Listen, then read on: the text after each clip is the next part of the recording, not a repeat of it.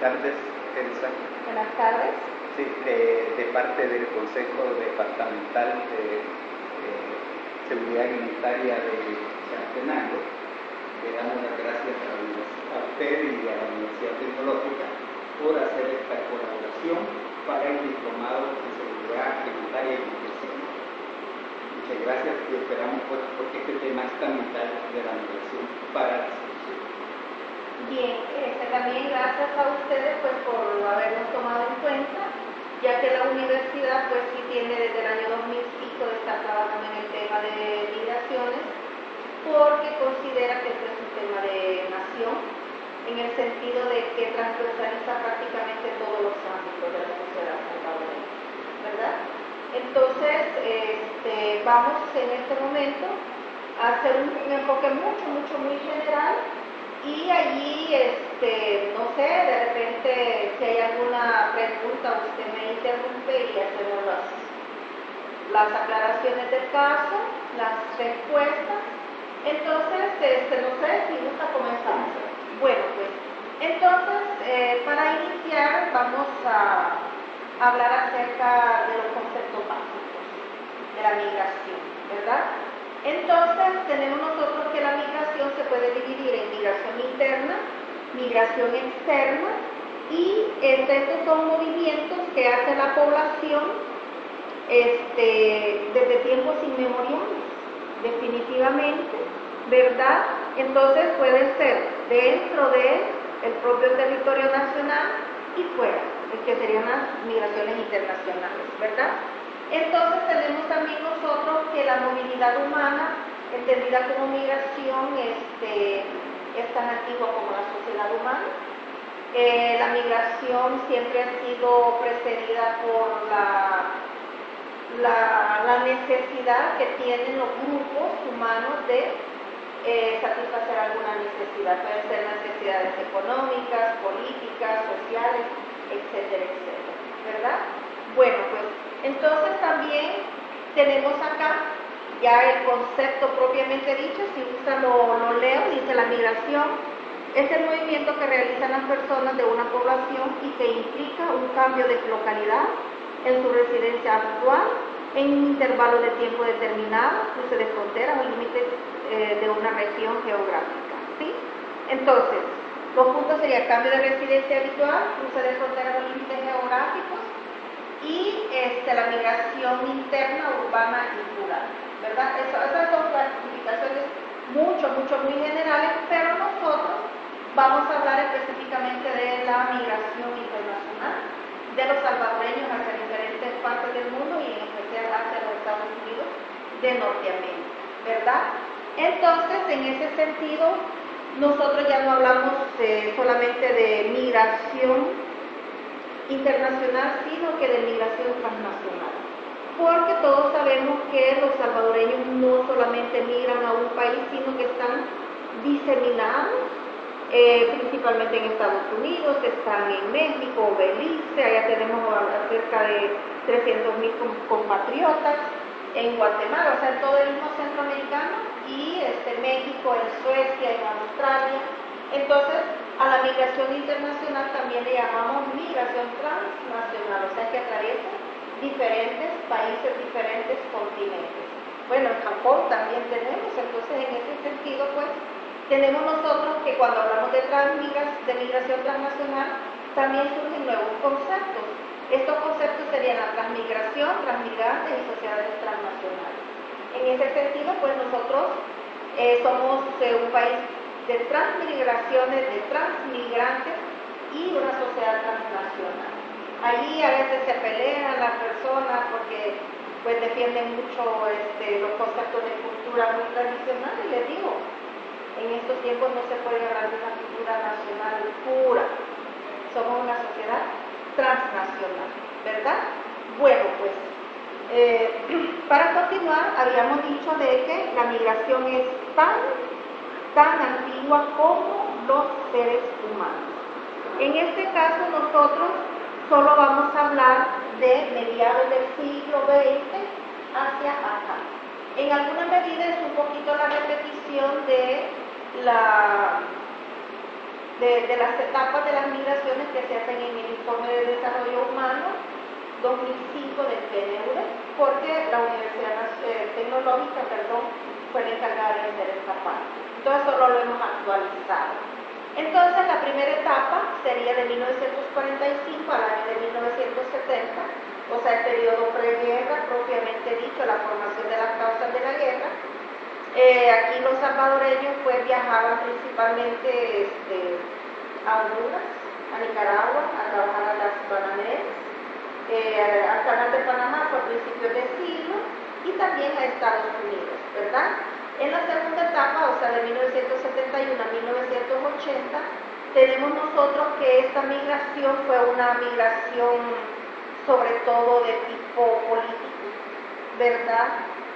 Prácticamente el país ya estaba bastante convulsionado por los movimientos políticos sociales que se daban en el país, por las necesidades del pueblo salvadoreño de tener una sociedad más democrática. Se dan los diferentes fraudes electorales en este país que no abrieron los cauces para acceder al poder político desde el punto de vista como rige la Constitución, ¿verdad? Entonces tenemos nosotros que la mayoría de las personas que emigraron iban a Costa Rica, a México, a otros países de Centroamérica y muy pocos hacia Estados Unidos todavía, ¿verdad? Y la mayoría pues no eran emigrantes económicos, sino que eran emigrantes políticos, huyendo pues de la represión política que había en nuestro país, obviamente, ¿verdad? Bien, la tercera etapa nosotros ya la asignamos en el año de 1981 al año de 1991, que prácticamente ya estamos hablando de la guerra civil. Y obviamente pues aquí en esta etapa la causa fundamental de la migración de las personas salvadoreñas, obviamente que van a ser las causas políticas, pues las personas sobre todo del interior de nuestro país no podían estar en él porque participaran o no con la guerrilla, pues a veces los acusaban de ser parte de la guerrilla, de apoyar la guerrilla, etcétera, etcétera. Entonces, primeramente vimos nosotros que hubieron movimientos hacia el interior del país y como consecuencia de eso vemos que las cabeceras departamentales de los departamentos en donde se veía más el conflicto armado pues han crecido enormemente y a la fecha se conservan así. Y después van para Honduras, van para Panamá, van para México, Costa Rica obviamente, y aquí ya 1981-1991 es que se empieza propiamente dicha la migración masiva de personas salvadoreñas hacia Estados Unidos buscando refugio político principalmente, hacia Australia, hacia Suecia, Dinamarca. O sea, pues se va formando lo que posteriormente se le va a llamar la diáspora, ¿verdad? Tenemos también de que en esta etapa, que es importante, se crean las redes sociales, ¿verdad? O sea, pues los salvadoreños se van asentando poco a poco en estos países y ellos mismos, pues si tienen familiares, si tienen amigos cercanos, los mandan a traer. A veces por cuestiones solamente de amistad, también por represión política, y empiezan también los procesos de reunificación familiar en esta etapa, así a grandes rasgos, ¿verdad? Y tenemos nosotros la cuarta etapa, que abarcaría ya de 1992, que son la firma de los acuerdos de paz hasta el año de 2014. Por el momento no hemos encontrado ningún hecho particular que podamos decir, no, hoy estamos en otra etapa de la migración, ¿verdad?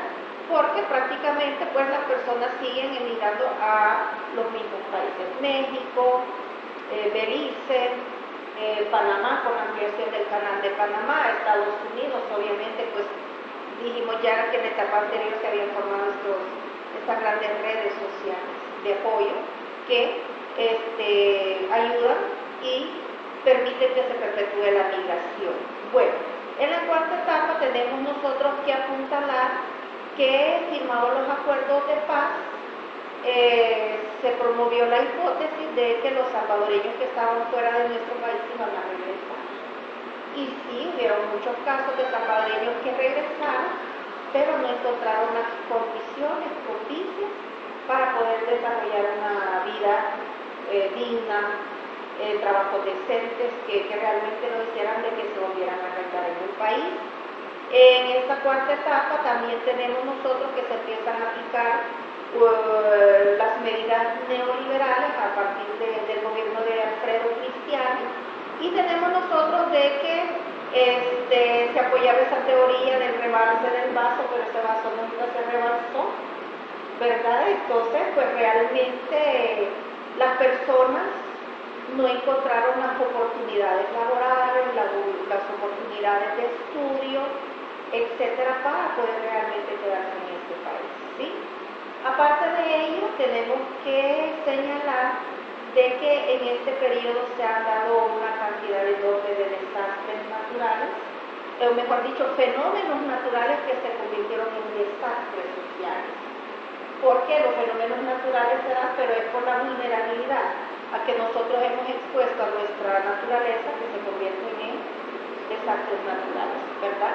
Entonces aquí viene la cuestión de que nosotros no tenemos seguridad alimentaria, ¿verdad? No tenemos sostenibilidad, no tenemos sustentabilidad tampoco, ¿verdad? Entonces tenemos el huracán Mitch, tenemos el huracán Stan, tenemos después los dos grandes terremotos, ¿verdad?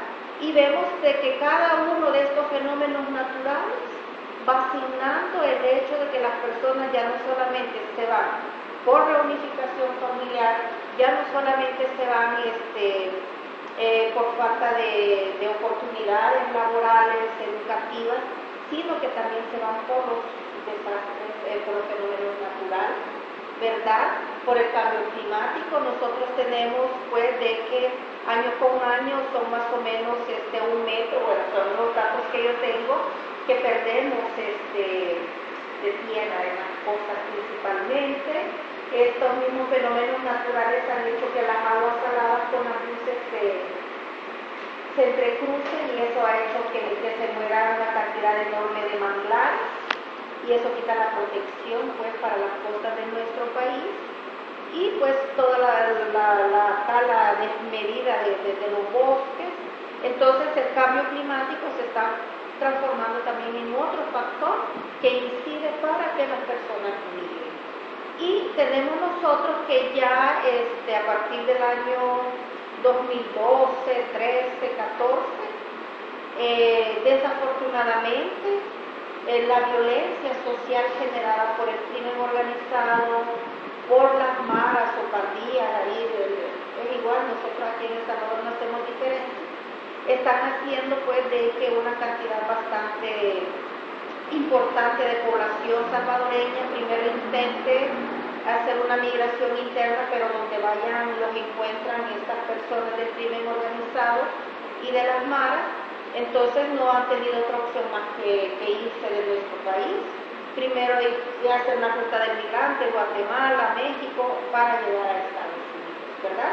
Entonces tenemos nosotros que en la cuarta etapa pues las migraciones han evolucionado. Ya no se puede hablar de que la causa de las migraciones es una, sino de que las causas son multicausales. No es una, sino que son varias. Y hay personas, pues, por ejemplo, en este perfil de la persona migrante, cuando le decíamos, mira, ¿por qué causas te has ido? Y le leían, por todas. O sea, pues, se ha hecho más complicado el fenómeno de la migración. Esto, pues, de forma general en cuanto a las etapas de la migración. No sé si tiene alguna pregunta. No, yo creo que, como yo participé en la organización de este fenómeno de la migración cuando lo hice el ministro de Educación en 1981, nosotros lo vimos de otra forma. Claro. Es decir, en 1981 nos encontrábamos con una gran cantidad de jóvenes que habían sido preparados por la reforma universitaria de 1960 de Fabio Castillo y por las reformas de bachillerato de Benete para el mercado común centroamericano. Entonces, hay una gran cantidad de mano calificada, y por la guerra con Honduras se quebró el mercado común centroamericano, y entonces todos estos jóvenes tenían grandes expectativas de desarrollo, ya que la economía de El Salvador de 1950 a 1975 había crecido a un promedio del 6% anual. El Japón centroamericano nos llamaba. Sí. Y por eso es que había unas grandes expectativas. Y al no poderse cumplir, entonces llegamos a la guerra y iba a ser una guerra terrible. Y entonces se promovió la inmigración de 500.000 salvadoreños en la década de los 80 como cabezas de playa, para que luego estas cabezas de playa jalaran a los 2,5 millones nuevos que se han ido. Es decir, pero la idea era que no se fueran los niños, y por eso se crearon las universidades, las 80 universidades privadas, se crearon bachilleratos, cientos y sobre todo pequeñitos, para atender a los hijos de los migrantes, para que la migración fuera después ya de adultos, no de niños, que es el fenómeno nuevo que se da en los últimos 2 años, que eso sí es nuevo, porque antes los migrantes, en su gran mayoría eran ya mayores, cuidados por lo que se llamó la familia tribu virtual, que era un concepto nuevo de familias comunicándose por teléfono, llevando el control de la salud desde Estados Unidos, del mismo acá.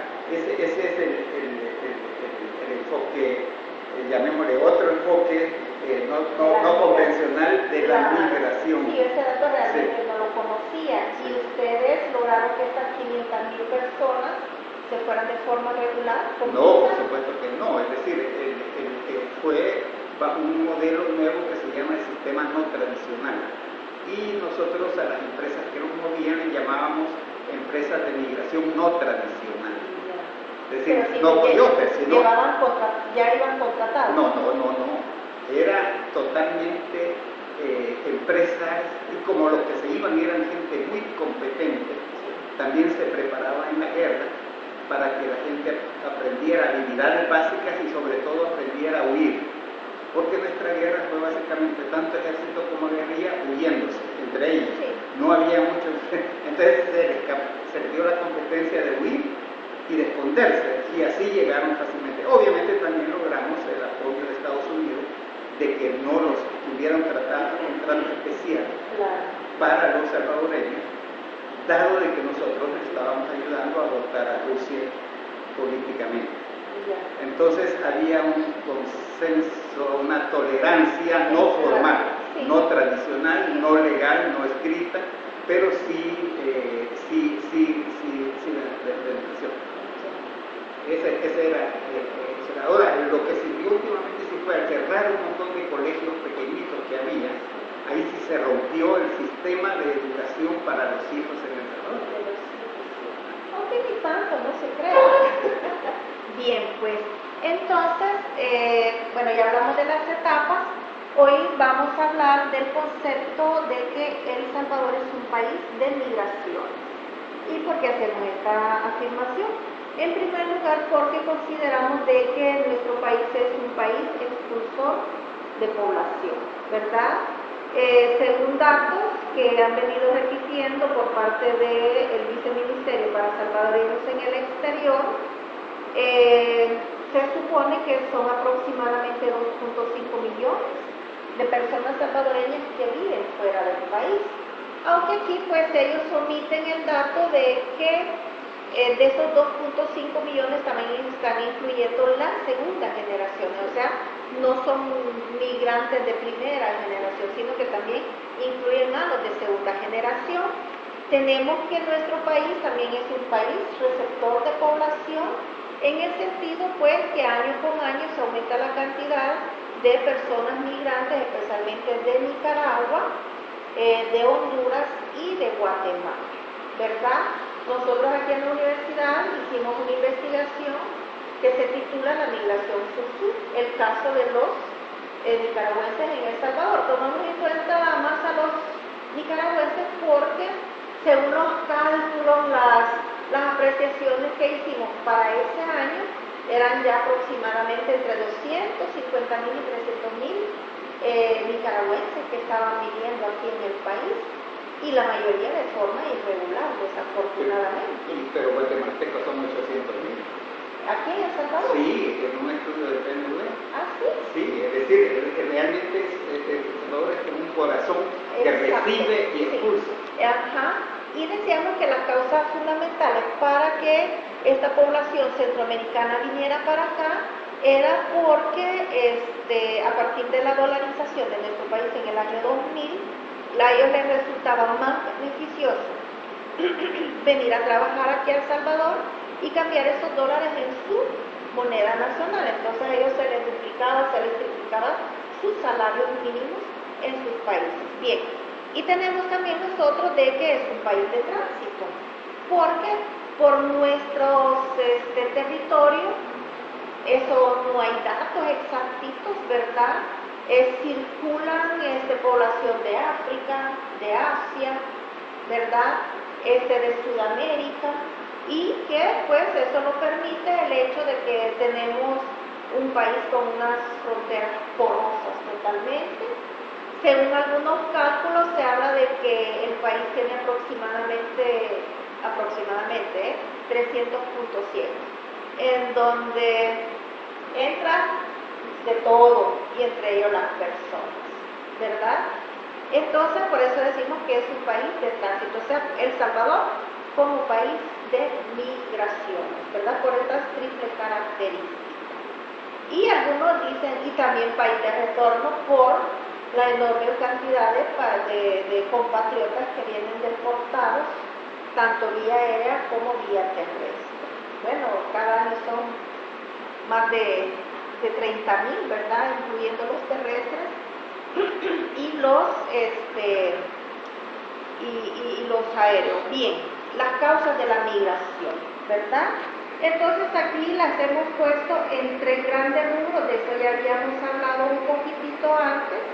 Entonces las hemos dividido en causas económicas, fenómenos naturales y causas sociales. Ahorita no hablamos de causas políticas, pues porque el país a partir de 1992, con la firma de los acuerdos de paz, pues no podemos hablar de persecuciones políticas, de personas buscando asilo político, ¿verdad? Entonces por eso hemos puesto esto, ¿verdad? Perdón, un dato ahí. Ajá. En el 81, cuando empezamos el proyecto, un campesino ganaba de promedio 13 centavos de dólar por día. Por día, sí. 15 días después lo teníamos en Nueva York ganando $8 por hora con aire acondicionado, o en un edificio limpiando ventanas $15 por hora. Realmente era tan grande la diferencia de ingresos que la verdad que el estímulo económico ha sido poderoso. Que se le llama. Por eso es que es bastante difícil frenar eso, porque aún hoy ya las diferencias no son tantas, pero todavía siguen siendo. No, pero en el campo, según el salario mínimo, tienen que ganar $5 al día, pero no se los pagan, les pagan $3 en la realidad. Pero y no trabajan los 360 días, no que solo trabajan 60, 70 días. Ajá, exactamente, o sea, cuando hay trabajo, sí, ¿verdad? Entonces, pues sí, esto es difícil de parar. Bueno, entonces en las causas económicas tenemos en ese sentido de que solamente el 10% de nuestra población tiene trabajo decente. Y trabajo decente quiere decir un trabajo que le garantice a usted poder comprar su casa, darle educación a sus hijos, el derecho al ocio lo tiene garantizado, la pensión de vejez, y aquí solamente el 10% de la población tiene un trabajo decente. Esto de acuerdo a los datos del Informe de Desarrollo Humano del PNUD del año 2007-2008. O sea, no lo estoy inventando los datos.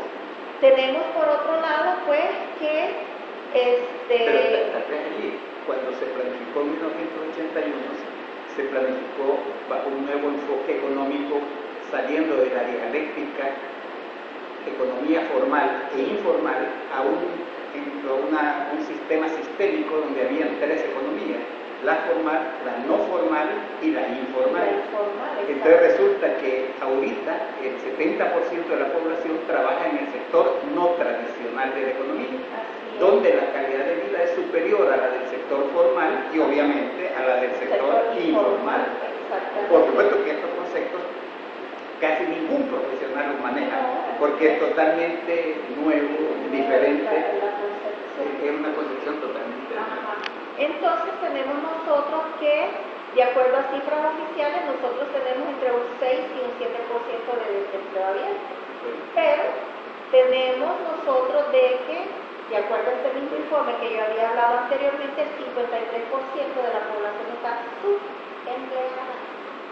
Que es lo que se llama el modelo no formal, es decir, donde ganan bien, viven bien, porque junto a esto fue el proyecto de las 1000 ciudades. Usted ve hoy notificaciones en urbanas por todos lados, y hay 800.000 familias que tienen hoy vivienda y que no tenían en este sector no formal, donde se vive con más calidad de vida, con menos ingresos. Lo que pasa es que ese modelo tampoco está en el sector profesional convencional, tradicional, sino que ese es un nuevo modelo económico que la ventaja ya está implementado. Pero vaya, yo aquí tendría una observación. Esta economía no formal, desafortunadamente, en alguna medida la ha permitido las remesas y el lavado de dólares en nuestro país, que se esconde debajo de la remisión de remesas a nuestro país, porque eso hay que ser claro. Se ha hecho un estudio y más o menos la parte de lavado de dólares es 25%. Yo creo que y el 75% es remesa. Según el estudio de Salvador Gales sería al revés. Eso es una área de investigación. El acta de la pobreza en El Salvador, ahí están esos datos, ¿verdad? Bueno, pues entonces tenemos nosotros que de las personas desempleadas, el 29% corresponde a los jóvenes de 15 a 24 años, ¿verdad?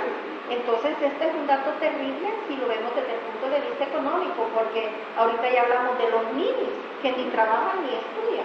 No trabajan porque no encuentran empleo y no estudian porque no tienen empleo.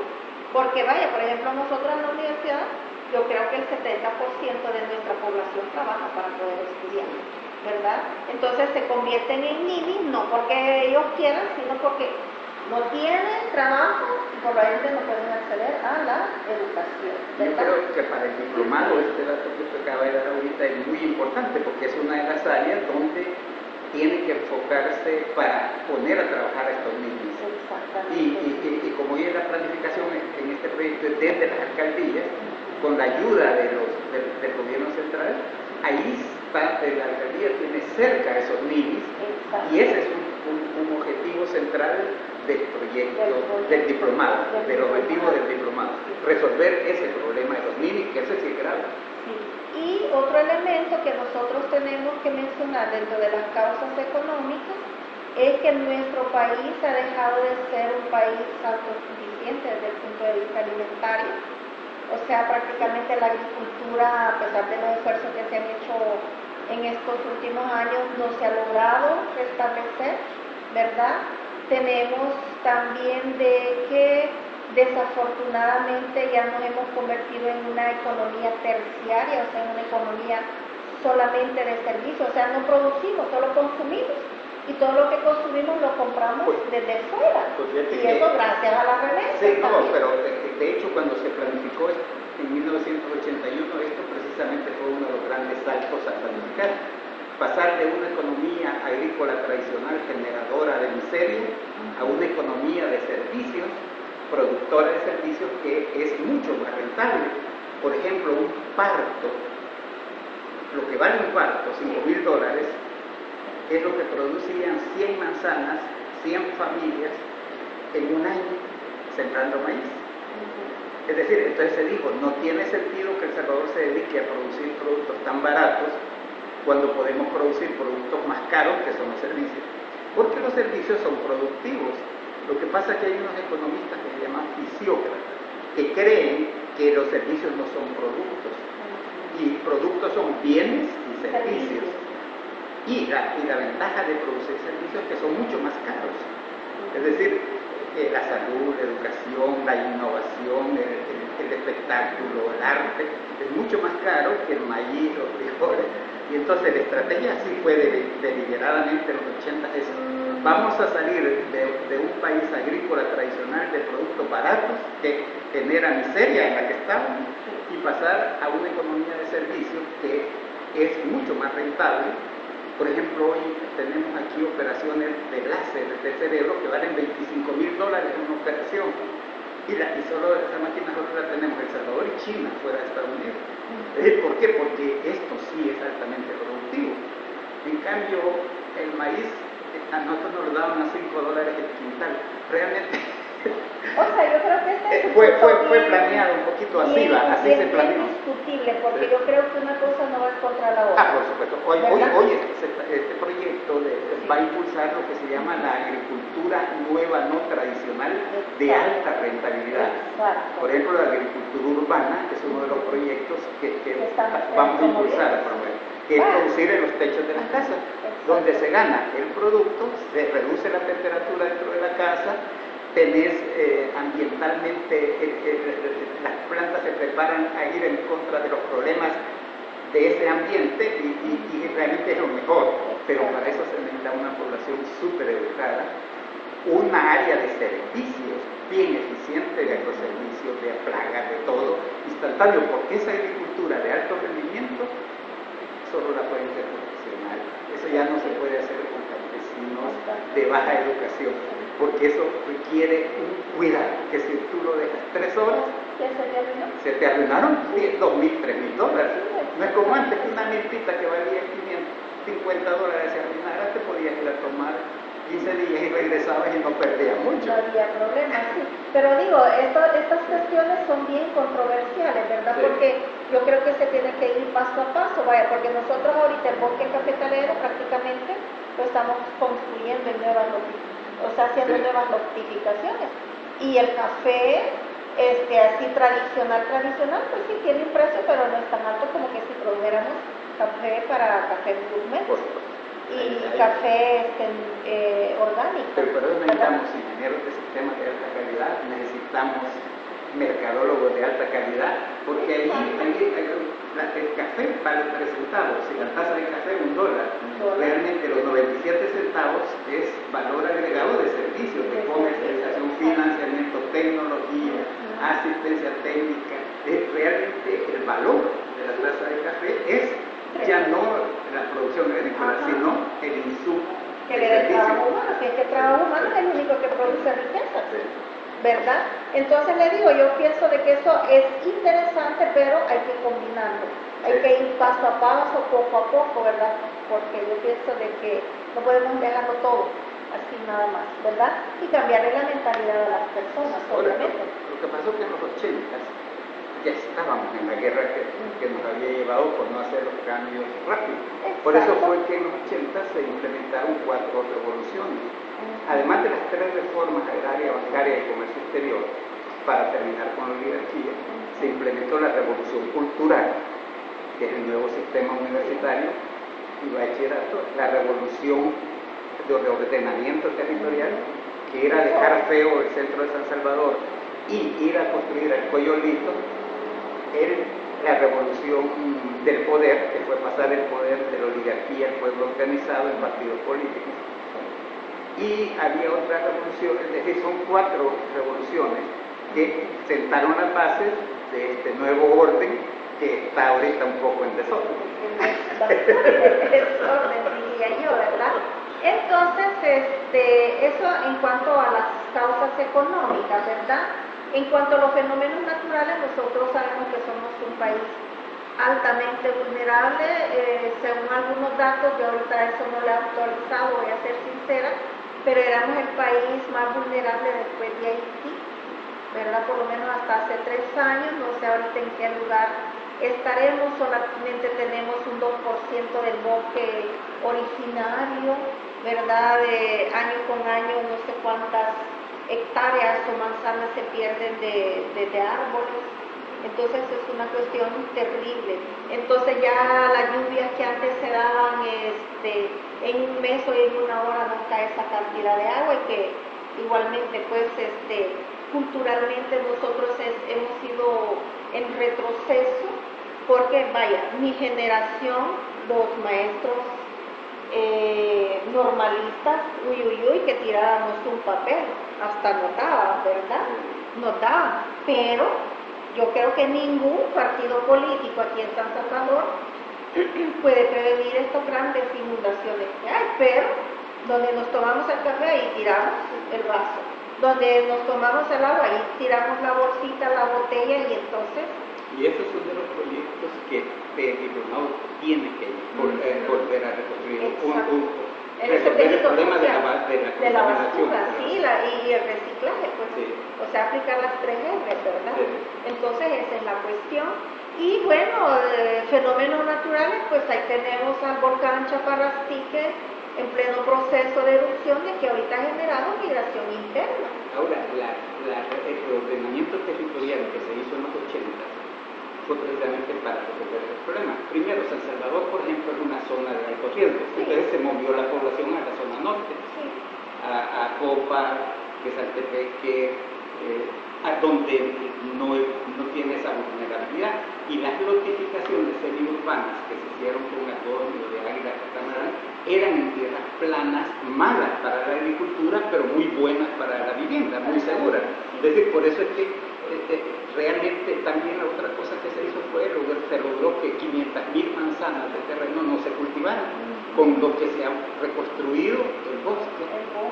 Claro, ahorita hay un peligro porque sí los están talando para sembrar maíz otra vez, pero durante 30 años no se cultivaron esas manzanas, porque la idea era reconstruir la fauna y la flora de todo el país. Es decir, solo como para ir balanceando. Sí, balanceando esas cuestiones. Y la otra cuestión, ya que usted lo menciona, es de que desafortunadamente nosotros no construimos en altura, sino que todo es horizontal. Y nosotros deberíamos de construir en altura, pues. Tener buenos edificios multifamiliares, pero decentes. No como los complexos, no sé cómo es que son horribles, son antihumanas, pues, ¿verdad? Fíjate que en estas 500, 800.000 viviendas nuevas que se han construido en los últimos 30 años, tienen un lote por lo menos de 12 por 30 metros, tienen árboles, porque y se han puesto a lo largo de las carreteras, porque eso da más calidad de vida que porque lo vertical primero es más caro, sin subvención no funciona. Exacto. En cambio, en estas casas han estado costando como $10,000, que lo ha hecho la inversión de los hermanos lejanos, la han construido. Es decir, se planificó así porque es más económico y es más humano este sistema de vivienda horizontal, pero descentralizada de San Salvador. Es decir, que es lo que son las notificaciones semiurbanas a lo largo de todas las carreteras están llenas de árboles que están dando. Ese fue el modelo como para atacar este problema de la vulnerabilidad y del acceso a la vivienda. Ahorita el 80% de las familias salvadoreñas es dueña de su casa. Solo que no legal, pero sí real. Es decir, el lío legal es lo único que no se resuelve porque es imposible de resolver, pero el lío real sí está funcionando. Pero no sé, es indiscutible, es para otra ocasión. Bien, entonces, y dentro de las causas sociales, ¿verdad? Sí. Aquí, como decíamos nosotros, pues, somos una sociedad, pues, bastante conflictiva, no voy a decir violenta, ¿verdad? Porque yo considero que la sociedad salvadoreña, sobre todo los sectores populares, han sido violentados, no son ellos los violentos, y a veces han tenido que reaccionar violentamente porque no les han dejado otra opción, considero, ¿verdad? Y estamos ahorita pues en un periodo que ya lo había mencionado al principio, de que desafortunadamente aquí en nuestro país hay crimen organizado, están las maras, el fenómeno de las maras. Entonces estos dos elementos se están contribuyendo pues para que muchas familias completas, muchos jóvenes estén tratando de emigrar de nuestro país a como de lugar, desafortunadamente, ¿verdad? Entonces este tema es sumamente complicado, sumamente profundo, entonces pienso de que solo lo dejamos mencionado, pero de que es una causa, eso estamos completamente seguros. Y que el diplomado tiene que resolverlo. Ay, valorarse en ese. Claro, es que si no resolvemos ese problema, no se resuelve ninguno. Pues Y no va a haber ni comida, ni trabajo, ni seguridad como para... Porque es seguridad alimentaria y nutricional. Nutricional, pero es que hay que reeducarnos para comer también. Ese es otro problema, ¿verdad? Bien, ¿quién se va? ¿Verdad? Entonces tenemos nosotros de que prácticamente se están yendo personas de todas las edades, NA, que quiere decir niñas, niños, adolescentes, jóvenes, mujeres, ¿verdad?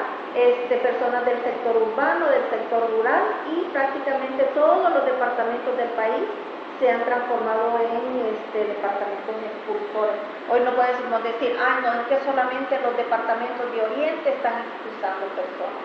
Ahorita en las últimas investigaciones que hemos hecho, uno de los departamentos que más personas está expulsando es La Libertad.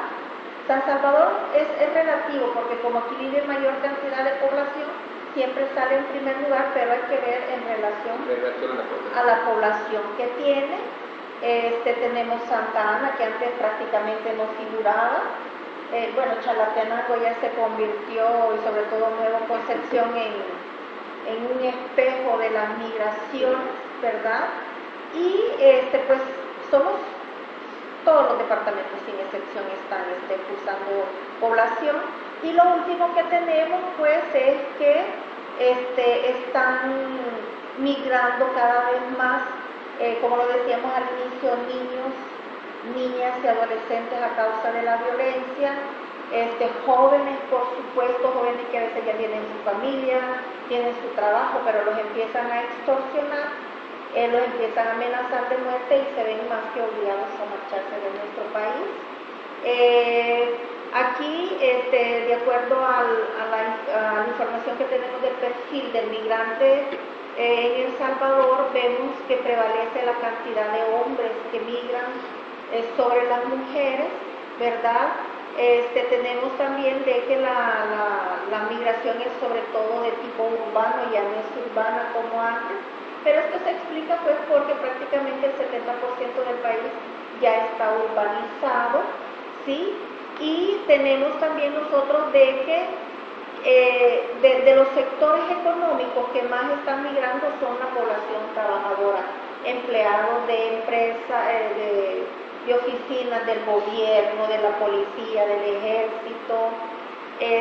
Tenemos personas, sobre todo vendedores fruteros que los amenazan pues, porque no pueden vender sus productos porque les imponen las rentas.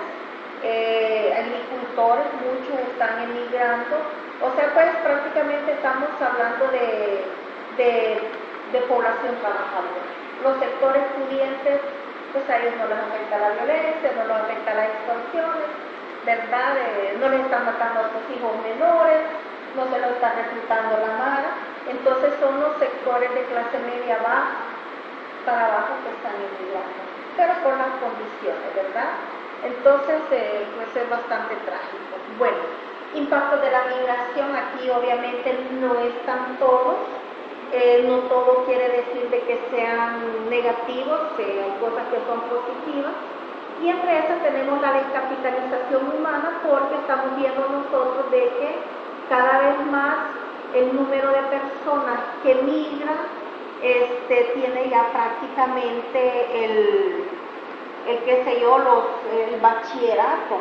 Y para un país como El Salvador, tener ya el bachillerato cuando tenemos un promedio académico de 6 años, esto realmente es trágico, ¿verdad? Entonces estamos ante un fenómeno de descapitalización, pero a la vez un fenómeno de capitalización, porque hay muchos niños y niñas que están yendo a la escuela, no solamente a la escuela pública, sino que también a la escuela privada, gracias a las remesas que reciben sus padres, sus parientes. Muchos muchachos y muchachas están estudiando en las universidades también gracias a las remesas. Entonces eso se puede considerar como capitalización humana. El problema es que no encuentran, pues, cuando han terminado la universidad, a dónde encontrar un buen trabajo. Vale, entonces continuando con los impactos de la migración, ya habíamos dicho de que estamos afrontando un problema de descapitalización y de capitalización, o sea, por un lado positivo y por el otro negativo. También tenemos de que el promedio de edad de las personas que están migrando mayormente es entre los 15 y los 24 años de edad, la edad más productiva desde el punto de vista laboral, la edad de mayor reproducción biológica, ¿verdad? Cuando las personas están en su mayor plenitud de salud, porque no se enferman y la enfermedad en un día se le cura, ¿verdad? Entonces tenemos nosotros que, pues nosotros actualmente tenemos un bono demográfico que equivale a que el 51%, si no me equivoco, ahorita se me dio el dato exacto, de nuestra población tiene menos de 30 años. Y si se están yendo de 15 a 24 años, y el otro segmento es de 29 a 35, quiere decir de que a la larga nuestra población puede envejecer desde el punto de vista demográfico de forma artificial, y solo nos vamos a quedar a vivir los viejos en este país. ¿Y quién nos va a pagar la pensión? ¿Quién nos va a pagar el seguro social? Pues es bastante difícil. Por eso es que, fíjate que por eso es que un crecimiento económico del 1.5% es hasta demasiado, dada esta realidad. Por eso es que ese no es problema, el crecimiento económico. Porque por el otro lado, como está viniendo la remesa que es producida por salvadoreños, no es regalo, no es donativo, no. Son salvadoreños los que están produciendo ese dinero, no es problema. Lo que pasa es que en la globalización los estados ya no tienen razón de ser, sino las naciones. Sí. Usted va, el estado salvadoreño tiene 6, 7 millones de habitantes, pero la nación salvadoreña somos 10 millones de habitantes. Claro, somos una nación transnacional. Entonces, eso es lo importante, y no hay que abatirse por ese tipo de diagnósticos de que ya el país se problemó porque no hay alta producción. Claro, estas empresas que vamos a formar, por ejemplo, nuevos sistemas de seguridad social. Los sistemas tradicionales del Estado Social de Derecho no van a funcionar en El Salvador. Es mejor olvidarse de todos esos sistemas y crear unos nuevos sistemas, por ejemplo, de pensiones, de salud, de educación, que ya se basan en microempresas, ¿verdad? Y ya no, el Estado ya no tiene que seguir dando esos servicios. La función del Estado, lo que se llama el modelo comunitario global, que es el que se implementó en El Salvador desde el 81, es otro. Ya no es el Estado social de derecho de los 50, de la Constitución del 50. Y aquí lo que sí hay que hacer es buscar estas oportunidades de negocio para las empresas nuevas que van a sustituir a casi todos los servicios que da el gobierno. ¿Y usted cree que el famoso grupo de los 20 va a permitir eso? Lo que pasa es que ellos ya no tienen poder en El Salvador, porque el poder en El Salvador lo tienen hoy los microempresarios que dan empleo al 80% de salarios. Eso estamos de acuerdo, sí. ¿Verdad? Pero ¿cuáles son los salarios que no están pagando? Son salarios del ministerio. No, pero nosotros estamos en el sector formal. Es que yo estoy hablando del sector no formal. Si usted ve el sector no formal, andan en buenas camionetas, andan comiendo donde nosotros no vamos, que es este sector no formal de la economía. Es otro sector que vive mucho mejor que nosotros, los del sector formal. Mire, vamos a hacer una discusión sobre eso, ¿verdad? Porque estos modelos, uno, no son bien conocidos, y por otro lado, yo me voy a la realpolitik, o sea, ¿qué es lo que sucede realmente en nuestro país? Entonces yo voy hacia la realidad, y la realidad me muestra una cuestión bastante dura. Pero lo que pasa es que en una sociedad estamos nosotros, ellos y aquellos. Exacto. Entonces, desde nosotros estamos jodidos, pero desde ellos están bien. Es decir, ellos son los que viven en 800.000 viviendas semiurbanas en gentrificación. Usted los ve que ellos tienen buenos carros, que ellos vienen a comer aquí a McDonald's. Es decir, ellos sí tienen recursos. Los que no tenemos somos nosotros, los que nos hemos quedado en el sistema viejo. Formal. No sé, hay que discutirlo. Bueno, entonces dentro de los impactos de la migración tenemos los vuelos migratorios, porque es obvio que una familia, cuando se va su papá o se va su mamá o se van los dos, pues atraviesan duras consecuencias que a veces no las pueden superar, ¿verdad? Entonces, creo que nuestro Estado, o no creo en el Estado paternalista, obviamente, pero sí la sociedad en su conjunto tiene esa deuda moral, porque no hay programas sociales en este país en donde cuiden la salud emocional de las personas salvadoreñas. Y aquí es donde formen ustedes las microempresas para los maestros, por ejemplo, que están graduando las universidades. No les va a dar empleo del gobierno porque no tienen dinero. Formen empresas para atender esta necesidad. Y la gente tiene dinero. Si son 4.000 millones de dólares que llegan a esta gente, en vez de que compren churritos y saldos, mejor que le compren al maestro un servicio de este tipo de cosas. Ese es el nuevo modelo, ¿verdad? Pues sí, pero vamos, ¿cuántos de esos 4.000 millones son reales? ¿Y cuántos se van al lavado de dinero? Dice que todo, aunque sea de lavado de dinero, entra para hacer una vivienda, porque ese dinero llega a las más bases y ahí va a la tienda, y de la tienda va al que le compre el material. Lo que se llevan son las ganancias, que son 1.500 millones de dólares, que es lo que están invirtiendo hoy en Costa Rica, Nicaragua y todo allá, pero es la ganancia, pero los 4.000 entraron por la base. Si no, la UMOR no tuviera alumnos, ni tampoco la tecnológica, es decir, mucho del todos vivimos ¿verdad? Que muchas personas estudian. El dinero sí llega allá, Sí. Son las ganancias las que quedan en los comerciantes grandes, de carros y de cosas grandes, pero teléfonos, sí, etcétera, ¿verdad? Bien, pues entonces tenemos nosotros que también dentro de los impactos de la migración es la profundización de la desintegración de las familias salvadoreñas. Y cuando hablo de la profundización me refiero al hecho de que aquí muchos funcionarios de gobierno cuando hablan de migración y muchos medios de comunicación cuando hablan de migración igual dicen, ay no, es que el culpable de la desintegración de la familia salvadoreña son las migraciones. Y yo creo que es un concepto errado. ¿Tiene parte? Sí, tiene parte, pero acordémonos que vivimos en una sociedad patriarcal y machista, en donde desafortunadamente muchos hombres no se hacen cargo de sus hijos y por eso las mujeres a veces tienen que migrar. Eso es histórico. Eso viene desde hace 10 generaciones. Sí, bueno, de hecho, muchas de las migraciones no fue la guerra. 1% sí, pero la mayoría fue para resolver los problemas familiares que ya habían graves. De asesinatos a la esposa y todo, ese tipo de traumas, la violencia intrafamiliar que traemos, que comparativamente a lo que era en los años 80 es menos, pero es intolerable todavía. Exacto. Es intolerable. ¿Verdad? Ahora, sobre esto se está desarrollando el concepto de la familia tribu virtual, que es un nuevo concepto de familia ampliada y donde entra el Skype y la gente de afuera está metida. A ver si le puedo mandar vía correo electrónico. Nosotros hicimos ese trabajo acerca de la transnacionalización de la sociedad salvadoreña y hablamos de ahí de las familias transnacionales. Y estas familias transnacionales precisamente se han podido desarrollar no solo por el hecho de que parte de la familia esté en un país y parte acá, sino por el hecho de que se han establecido en los cantones más remotos la televisión por cable, y no solamente le venden la televisión, sino de que también el paquete, o sea, le dan la laptop, le dan el teléfono y el servicio por cable, ¿verdad?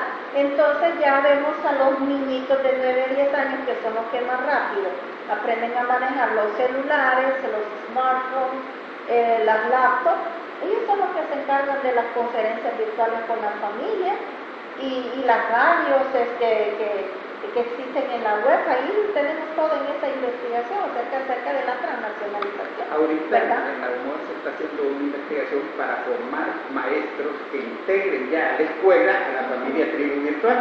Es decir, que ya se comunique el profesor con la madre que está en Estados Unidos, mire, va así su niño, de las orejas, aquí va. Es decir, esa es la solución de empresas. Obviamente eso van a ser empresas privadas, pequeñas, en asocio público-privado de empresas educación privada con las escuelas, es decir, que la escuela ponga el aula, la seguridad, y esta microempresa en el socio público-privado va a dar los otros servicios. Sí. Bien, entonces tenemos también el problema del consumismo, ¿verdad? Eso es bien controversial esta situación, ¿verdad? Porque, como decíamos nosotros, pues los medios de comunicación, segundo a segundo nos van diciendo, mire, consuma, y si usted recibe remesas hasta le abren los créditos, le dan ciertas oportunidades que los que no recibimos remesas no las tenemos. Y tenemos nosotros que también, desafortunadamente, si bien las remesas han ayudado a que se mejore la dieta alimentaria de la familia, pero si la familia no tiene educación alimentaria, vemos nosotros de que los alimentos, en lugar de hacerles un buen fresco de frutas naturales de aquí del país, les van a comprar las famosas colas. Entonces, estamos produciendo niños obesos, pero desnutridos. De hecho, ahorita el problema ya no es desnutrición, es obesidad. Obesidad, pero por cada desnutrido hay 10 obesos. Ajá, y desnutridos. Sí. ¿Verdad? Sí, Entonces, malnutrido. Es malnutrido, ¿verdad? Sí. Entonces tenemos todas esas cuestiones, pues, pero no hay que confundir de que también los padres de familia, cuando se van de nuestro país, les mandan una cuota especial a los hijos y a las hijas para que ellos puedan comprar lo que ellos quieran, que está fuera de lo que es para la casa, para los servicios, etcétera, etcétera. Pero yo creo de que es aquella cuestión cultural que tenemos nosotros, lo que yo no tuve, quiero que lo tengan a mis hijos, pero yo creo que hasta cierto punto es comprensible. Ahí es donde se necesita la empresa administradora de fondos, para los administradores de empresas, para que ofrezcan al Estado Unido, mira, yo te le voy a llevar el control de gasto. De gasto, sí. Bueno, y tenemos las remesas, que ya dijimos pues que esta economía salvadoreña no podría sobrevivir. Ahorita se calcula que el 16% del PIB del país es gracias a las remesas. Y eso no se cuenta los impuestos que se pagan por el IVA y todos los demás impuestos que se pagan por todos los productos que se consumen, ¿verdad? Entonces, bueno, por ejemplo, esta fotografía que ahí tengo es de ese carro.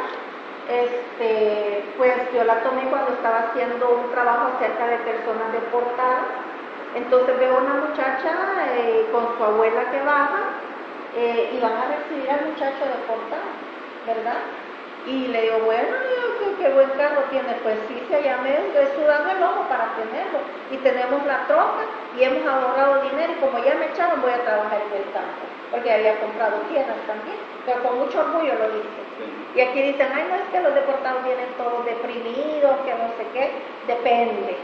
Depende, ¿verdad? Y los otros impactos de las migraciones, pues son las personas deportadas. Hace poco usted me mandó el artículo de Rivas Castillo, muy buen amigo. Yo ya había hecho una investigación acerca de las capacidades desarrolladas por las personas deportadas. Pero dentro de ese estudio también meto un apartado acerca de que aquí los problemas de violencia, de delincuencia y demás, todo se lo achacan a las personas deportadas. Entonces, haciendo un análisis de por qué habían deportado a estas personas salvadoreñas de Estados Unidos principalmente, veíamos nosotros que del 100% solamente un 6% realmente habían cometido delitos o habían pertenecido a una mar. Entonces, un 94% lo habían echado por bolos, porque se habían pasado un alto, porque le habían golpeado al esposo, que gracias a Dios allá sí los castigan, ¿verdad? Entonces, son delitos menores. Entonces, pero tenemos también nosotros de que se da un círculo vicioso. Las personas que ya se arraigaron en Estados Unidos van a empezar el ciclo de la remigración. O sea, ellos vienen, se descansan unos 2, 3 días o una semana, 15 días y van de nuevo.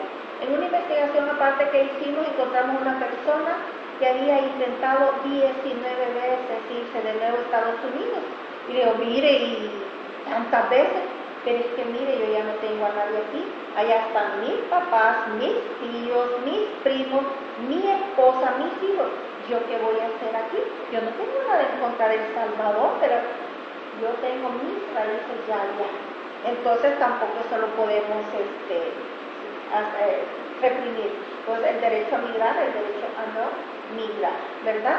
Entonces pues eso sería, digámosle, ya para finalizar, este es un mapa global de las migraciones, ¿verdad? Pero pues es como un panorama general, o sea que prácticamente todo el mundo está lleno de migraciones, ¿verdad? O sea, hay libre circulación del capital, pero no libre circulación para las personas. Con eso cerraría. Muchas gracias, Elsa. Realmente estar a la par de una experta que ha dedicado gran parte de su vida a esta situación, yo le llamaría problema, a esta situación que es de las vitales. Para mí el problema del déficit fiscal es el problema del gobierno y de los empleados del gobierno. Es para un 10%, 11% de la población. En cambio, este problema de la migración y de la remesa es para todos.